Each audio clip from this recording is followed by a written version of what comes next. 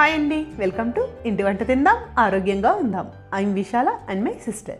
ఈరోజు మేము చూపించబోయే రెసిపీ దసరా స్పెషల్ ప్రసాదాల్లో ఒకటైన కట్టె పొంగలండి. అయితే ఈ కట్టె పొంగల్ని ప్రసాదంగానే కాకుండా మార్నింగ్ బ్రేక్ఫాస్ట్గా కూడా చేసుకోవచ్చండి. అయితే దీని ప్రాసెస్ కూడా చాలా ఈజీ. టేస్ట్ అయితే మాత్రం ఇంక చెప్పక్కర్లేదండి, అంత బాగుంటుందన్నమాట.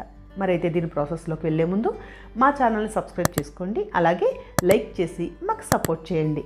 మరి ఇప్పుడు దీని ప్రాసెస్ కోసం ముందుగా ఒక గిన్నెలో 1 కప్పు బియ్యం, 1 కప్పు పెసరపప్పు వేసుకుని 2-3 సార్లు శుభ్రంగా కడుక్కుని బియ్యం పెసరపప్పుని కుక్కర్లో వేసి 2 కప్పుల బియ్యం పెసరపప్పుకి 4 కప్పుల వాటర్ని వేసి బాగా కలుపుకుని ఇప్పుడు ఇందులోకి రుచికి సరిపడా ఉప్పు, 1 టీ స్పూన్ వరకు మిరియాలను వేసి మళ్ళీ ఒకసారి కలుపుకుని కుక్కర్ మూత పెట్టి స్టవ్ మీద పెట్టుకుని 4 to 5 విజిల్స్ వచ్చే వరకు కుక్ చేసుకోవాలి.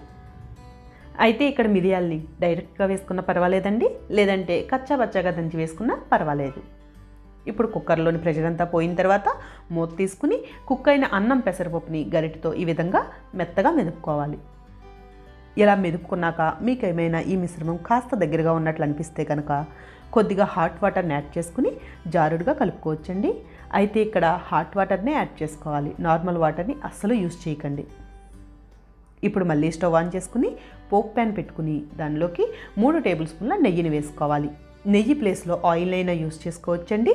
ఇలా నెయ్యి వేసి హీట్ అయిన తర్వాత మంటను మీడియం ఫ్లేమ్లో ఉంచి దానిలోకి 1/2 టీ స్పూన్ ఆవాలు, 1 టేబుల్ స్పూన్ శనగపప్పు, 1/2 టీ స్పూన్ జీలకర్ర, కొద్దిగా జీడిపప్పు, 1 ఇంచు అల్లాన్ని ఇలా చిన్న ముక్కలుగా కట్ చేసి వేసుకుని అలాగే 2-3 పచ్చిమిర్చి చీలికలు, 2 ఎండుమిర్చి ముక్కలు, కొద్దిగా కరివేపాకు వేసి అలాగే 1/2 టీ స్పూన్ మిరియాల పొడిని కూడా వేసుకుని ఫ్రై చేసుకోవాలి.